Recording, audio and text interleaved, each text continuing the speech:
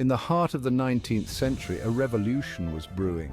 This was not a revolution marked by the clashing of swords or the roar of cannons. Instead, it was a quieter, more profound upheaval that would change the way humanity understood itself. This revolution was not fought on battlefields. It did not leave behind the scars of war or the ruins of cities.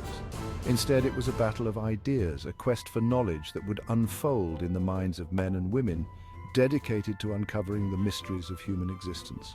It was waged in the laboratories and lecture halls of academia. Here, in these hallowed halls, the seeds of a new science were being sown, a science that would seek to understand the very essence of what it means to be human.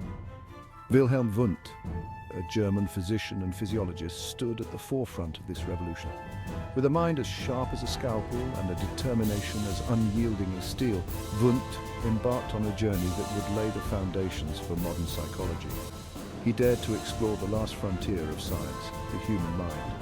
In an era when the mind was considered beyond the reach of scientific inquiry, Wundt's bold vision was nothing short of revolutionary. Wilhelm Wundt was born in 1832 in a small German village far from the bustling centers of learning and discovery. His journey began. He was a quiet child, often found with his nose buried in a book. Young Wilhelm was more interested in the world of ideas than the games of his peers. He was a keen observer of the world. Whether it was the intricate patterns of a leaf or the behavior of animals, Wundt's curiosity knew no bounds. This insatiable thirst for knowledge would become the driving force of his life. Wundt's early academic pursuits were in medicine and physiology. He studied the human body with the precision of a surgeon, but his true passion lay elsewhere. However, his fascination with the workings of the mind led him down a different path. He began to question the nature of consciousness, perception, and thought. What were the processes that governed our mental lives? How could they be measured and understood? Wundt believed that the mind could be studied scientifically. He envisioned a new discipline, one that would apply the rigorous methods of science to the study of the mind. This was a radical notion at the time. The prevailing belief was that the mind was the domain of philosophers and theologians, not scientists. Psychology was considered a branch of philosophy. It was a field dominated by speculation and introspection, with little regard for empirical evidence or scientific methodology. It was not seen as a legitimate scientific discipline. Many in the academic community were skeptical of Wundt's ideas, dismissing them as fanciful and impractical. Wundt's vision was to change that. He sought to establish psychology as a rigorous empirical science, grounded in observation and experimentation. Through his pioneering work, Wundt laid the groundwork for a new understanding of the human mind, one that continues to shape the field of psychology to this day. In 1879, Wilhelm Wundt established the first experimental psychology laboratory at the University of Leipzig, Germany. This groundbreaking initiative laid the foundation for modern psychology as we know it today. This event marked a pivotal moment in the history of psychology. It was the first time that psychological phenomena were studied in a controlled scientific environment, setting a new standard for research in the field. It formally separated psychology from philosophy, which had long been intertwined. Before Wundt, questions about the mind were largely speculative and philosophical in nature. Wundt's laboratory established psychology as an independent scientific discipline. This was a revolutionary shift, as it introduced empirical methods to the study of the human mind. The Leipzig laboratory became a hub for scientific inquiry. It attracted scholars and researchers who were eager to explore the new scientific approach to understanding human behavior and mental processes. Researchers from around the world flocked to study under Wundt's guidance. His influence extended far beyond Germany, shaping the future of psychology on a global scale. The laboratory was equipped with instruments for measuring reaction times, sensory thresholds, and other psychological phenomena. These tools allowed for precise and replicable experiments, which were crucial for the scientific study of the mind. Wundt believed that by carefully controlling and manipulating stimuli, one could study the basic elements of consciousness. His work laid the groundwork for future research in areas such as perception, attention, and memory, and his methods continue to influence psychological research to this day. Wundt's approach to studying the mind became known as structuralism. Structuralism aimed to break down mental processes into their most basic components. Think of it like understanding a complex machine. You first need to understand the individual parts and how they interact. Wundt believed that consciousness and the awareness of our own thoughts and feelings could be studied in this way. He proposed that consciousness was made up of sensations, feelings, and images. These elements, he argued, combined and interacted to form more complex mental experiences.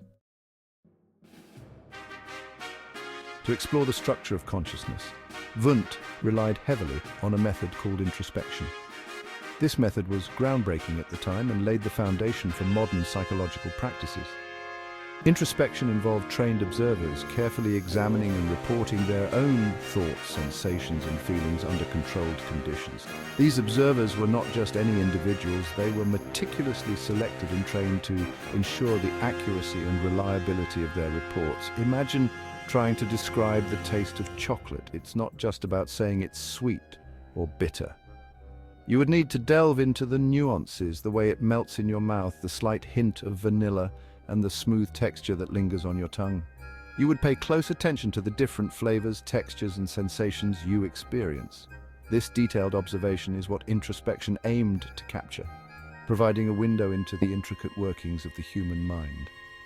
Wundt rigorously trained his observers to ensure that their introspective reports were as objective and reliable as possible. This training was intense and required a high level of discipline and focus, as the goal was to minimize personal biases and subjective interpretations. In addition to introspection, Wundt also used experimental methods to study mental processes. He believed that combining introspection with experimental techniques would provide a more comprehensive understanding of the mind. He designed experiments to measure reaction times to stimuli, which helped in understanding the speed and efficiency of mental processes. These experiments were meticulously planned and executed to gather precise data. The accuracy of sensory perception, which involved testing how accurately individuals could perceive and interpret sensory information. This was crucial in understanding how we interact with the world around us, and the capacity of working memory. By studying how much information individuals could hold and manipulate in their minds at one time, Wundt's experiments provided insights into the limitations and capabilities of human cognition. Section 5. A Legacy of Thought. Wundt's Enduring Impact. Wundt's work had a profound impact on the development of psychology. His emphasis on scientific rigor helped to legitimize psychology as a science. His students went on to establish psychology departments and laboratories around the world, spreading Wundt's ideas and methods far and wide. Wundt's legacy is not without its criticism. Structuralism, as a school of thought, eventually gave way to other perspectives in psychology. The introspective method, while valuable, was criticized for its subjective nature. Section 6. Critics and challenges, structuralism's limitations. While groundbreaking, structuralism was not without its limitations. Critics argued that introspection was too subjective. It relied heavily on the individual's interpretation of their own experiences. This made it difficult to establish universal laws of consciousness. Furthermore, structuralism struggled to explain complex mental phenomena such as creativity, problem-solving, and abnormal behavior. These limitations led to the emergence of new schools of thought in psychology, such as functionalism and behaviorism. Section 7. Beyond structuralism, the evolution of psychology. Despite its limitations, structuralism laid the groundwork for future developments in psychology. It established a scientific foundation for the study of the mind.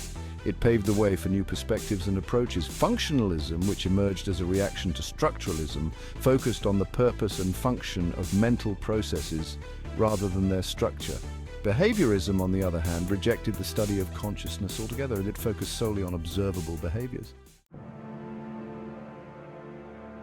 Section 8. Wundt's Enduring Influence, a foundation for modern psychology.